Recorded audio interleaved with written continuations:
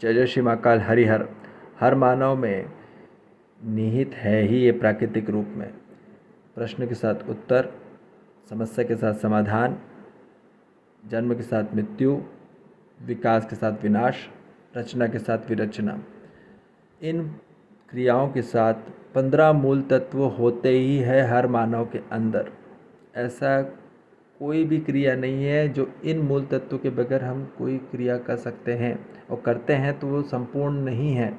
कहीं ना कहीं यदि हम इन मूल तत्वों को पूर्णतः रूप से नहीं इम्प्लीमेंट करते हैं, हर क्रियान्वित के साथ अपने कोई भी हम व्यवहार रखते हैं, मानव हो के मानव के साथ, मानव हो के प्रकृति के साथ, मानव हो के सहअस्तित्व के साथ, मतलब मानव हो के अपने पारिवारिक के साथ, सामाजिक के साथ और प्राकृतिक के साथ, यदि हम कोई भी इन 15 मूल तत्वों को में हम कोई भी चीज़, एक भी चीज़ भूल जाते हैं तो मानव दुखी रहेगा, दर्द में रहेगा, भोग में रहेगा, मत्सर में रहेगा, मद में रहेगा, कष्ट में रहेगा, संकट में रहेगा, भय में रहेगा।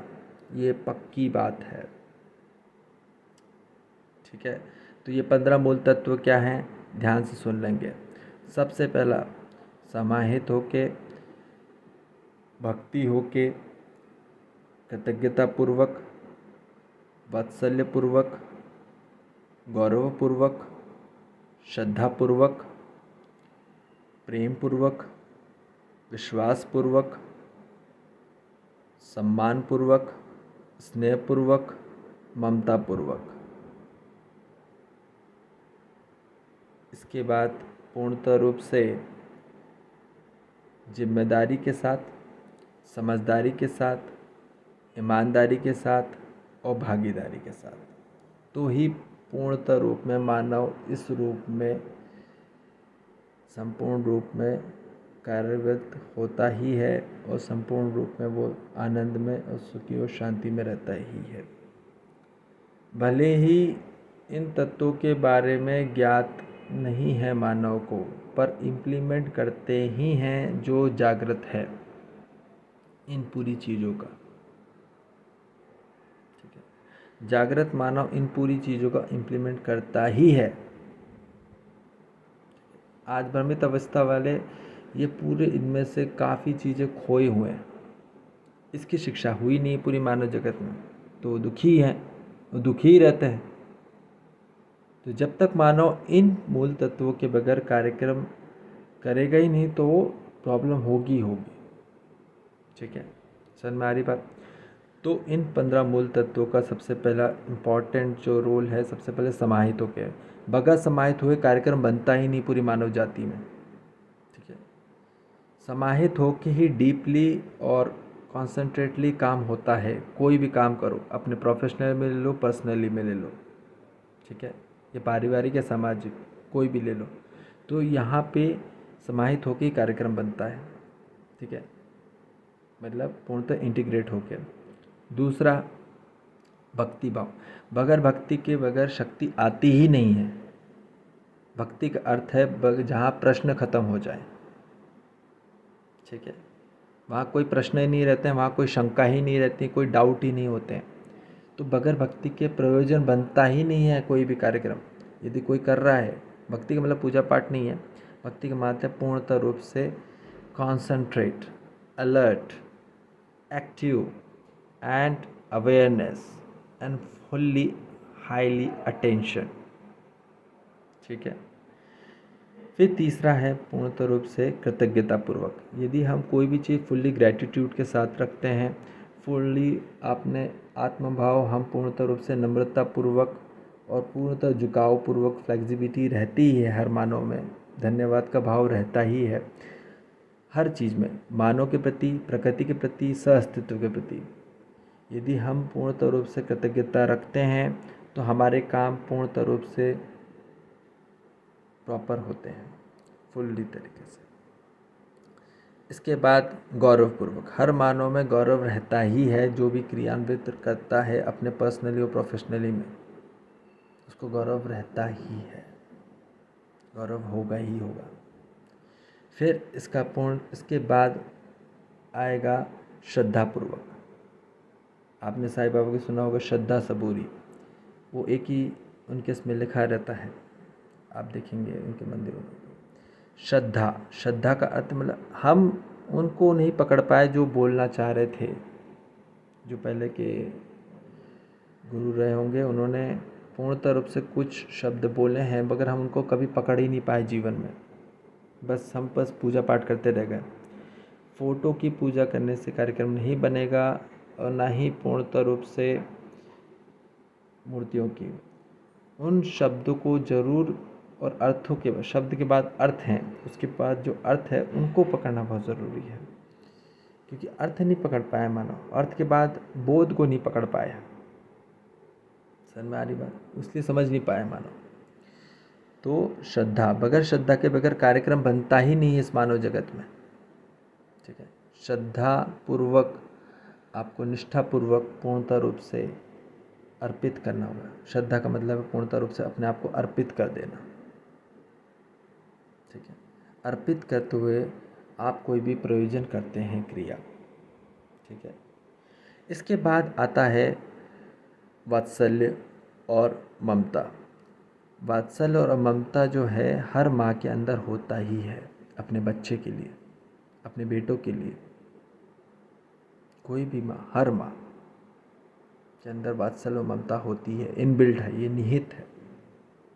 ठीक है, तो वो प्रेम पूर्वक रहेगा ही रहेगा। अभी आएगा इसके बाद प्रेम, मतलब ममता और वात्सल्य रहता ही हर मानव की रहती है, हर माँ के साथ। ठीक है, फिर देखेंगे कि प्रेम पूर्वक यदि हम कोई भी कार्य प्रेम से करते हैं तो दुनिया की हर समस्या समाप्त हो जाएगी। हर समस्या, ऐसा कोई प्रॉब्लम नहीं है, वो पर्सनली हो, प्रोफेशनली हो, टेक्निकली हो, सोशली हो, फाइनेंशियली हो, या कोई भी हो, कॉन्सेप्चुअली हो, लॉजिकली हो, किसी प्रकार की भी समस्या है, टेक्निकली हो, किसी प्रकार की भी वो समस्या एग्जिस्ट ही नहीं करती है। ठीक है,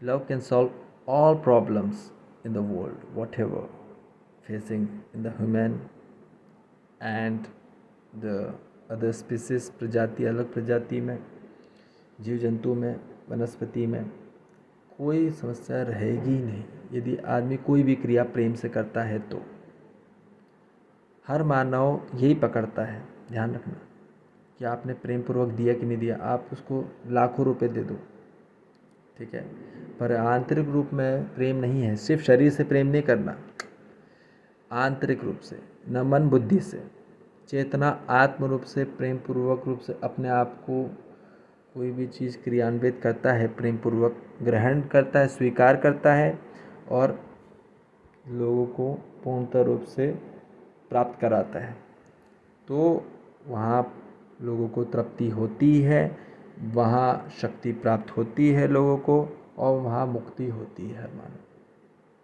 मुक्त हो जाता है, प्रेम से मुक्त होगा ही होगा, ये कंफर्म है। क्लियर है? तो हर मानव में प्रेम होना ही चाहिए। इसलिए कोई भी क्रिया करो हर मानव के साथ, किसी के साथ भी आप कोई भी चीज़, हम 5 मिनट के लिए भी बात कर रहे हैं या किसी के साथ कोई भी हम आगे जाना मिल रहे हैं, तो पूर्णतः रूप से प्रेम पूर्वक हो। ठीक है, प्रेम के साथ करें, आंतरिक रूप से, दिखावटी नहीं। ठीक है, इसके बाद विश्वास। विश्वास एक शब्द है जहाँ स्वयं को हम अपने आप पे विश्वास होता है, दूसरों पे विश्वास नहीं करना होता। दूसरे पे विश्वास करते हैं तो हम प्रॉब्लम पे जाएंगे। ठीक है, दूसरों पे विश्वास नहीं किया जाता, स्वयं पे विश्वास रहा तो आप एक्सेप्ट करोगे। स्वयं पे विश्वास ही नहीं रहा, कोई आपको एक्सेप्ट नहीं कर पाएगा, कोई स्वीकार नहीं कर पाएगा। ठीक है, तो विश्वास स्वयं पे ही करना होता है, बगैर विश्वास के कोई क्रिया होती ही नहीं है। ठीक है, इसके बाद विश्वास के बाद आता है सम्मान। बगैर सम्मान के हम कोई भी क्रिया करते हैं तो कार्यक्रम बनता ही नहीं। कोई भी मानव जाति में सम्मान देना ही पड़ेगा हर मानव को, छोटे से छोटा बच्चा हो या गरीब से गरीब हो या कोई भी पद पे हो, कोई भी अधिकारी हो, है ना, या कोई भी जीव जंतु हो, वनस्पति हो, खनिज हो, हर धातु, हर प्रजाति शिवत्व आ जाना चाहिए, समतत्व आ जाना चाहिए, ऐसा सम्मान करें हर मानव जाति। जहाँ सम्मान नहीं कर रहे हैं तो आपको कोई एक्सेप्ट नहीं करेगा, आप दुखी रहेंगे। अपने लोग ही आपको आंतरिक रूप से घर्षण रहेगा, ये पक्की बात है। इसलिए सम्मान करें, जो भी प्राप्त है हमारे शरीर को भी, स्वयं को भी सम्मान करें, अपने शरीर को भी सम्मान करें, अपने परिवार को सम्मान करें। किसी के साथ कितना भी कुछ हो गया हो पर सम्मान करें, ठीक है। बड़े लोग को सम्मान ही चाहिए और तृप्ति चाहिए, और कुछ नहीं चाहिए। उनको कोई गिफ्ट विफ्ट नहीं चाहिए, कोई कुछ नहीं चाहिए। आपको कोई मकान कुछ नहीं, काम हम नहीं आएगा। सबसे पहले सम्मान और तृप्ति, ये मकान और गाड़ी से इम्पॉर्टेंट है हर मानव जाति के लिए, ठीक है। इसके बाद स्नेह, तो वात्सल ममता स्नेह रहता ही है हर माँ के अंदर, क्लियर है। तो हर माँ के अंदर होना ही चाहिए, ठीक है। आज के दिन गायब हो रही है क्योंकि सब क्या कर रहे हैं, कैसे भी करके दिखावटी वाले कार्यक्रम कर रहे हैं।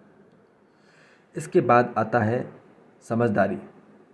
सबसे पहले मानव में समझदारी बनती है। समझदारी आई तो पूर्णतः रूप से जिम्मेदारी आएगी आएगी। समझदारी के बाद पूर्णतः रूप से हर मानव में समझदारी होती है, पर वो इम्प्लीमेंट नहीं हो पाती, ठीक है। इनबिल्ट होता है पर वो उसको एक्टिव करना होता है। समझदारी हर मानव के अंदर ये है समझदारी, पर एक्टिव नहीं है, होश नहीं है, बोध नहीं है। स्वयं के अंदर होश लाना पड़ता है, एक्टिव करना पड़ता है, अलर्ट करना पड़ता है, अटेंशन करना पड़ता है। तो जैसे ही वो अपने आप को समझदारी लाएगा तो उसके अंदर ऑटोमेटिकली पूर्णतः रूप से ईमानदारी आ जाएगी। यदि ईमानदारी आ गई, हर मानव के अंदर ईमानदारी आ गई तो न्यायपूर्वक जिएगी, पक्की बात। और ईमानदारी के बाद जिम्मेदारी आ जाएगी, और जिम्मेदारी आई तो पूर्णतः रूप से सत्य के प्रति बोध होता ही है, धर्म के प्रति, ठीक है। तो पूर्णतः रूप से जब मानव जाति को ईमानदारी के बाद जिम्मेदारी वो लेगा ही लेगा, जिम्मेदारी ले लेगा, हर चीज़ की जिम्मेदारी लेगा। और जिम्मेदारी के बाद आएगा भागीदारी, वो भागीदारी लेगा, अपने आप को पार्टनरशिप में ले लेगा, हर चीज़ में भाग करेगा। क्लियर है, समझ में आ गई बात। तो ये मूल तत्व हैं जो हर मानव जाति के साथ ही इनबिल्ट है। ये हम किसी के साथ 5 मिनट भी बात करें या किसी के साथ भी हम कितना भी रहें, हमको यही चाहिए। एट द एंड हमको ये मूल तत्व ही चाहिए हर मानव जाति से। हमको नहीं चाहिए कोई गाड़ी वाड़ी कुछ, किसी को, हर मानव, कोई भी मानव, लड़का हो, लड़की हो, पति हो, पत्नी हो, भाई हो, बहन हो, माँ बाप हो, बच्चे हो, कोई भी हो, किसी भी संबंध में, हर संबंध में यही व्यवहारिकता में मूल तत्व ही काम आते हैं। इसके बगैर प्रयोजन बनता ही नहीं है। हर बात में, हर चीज़ में आपको यही चाहिए, ये 15 मूल तत्वों में से ही चाहिए आपको। समझ में आ रही बात। ये हर मानव, आज तक मानव जाति में इसकी शिक्षा हुई नहीं है, ठीक है। और हुई भी तो संपूर्णता में नहीं हुई,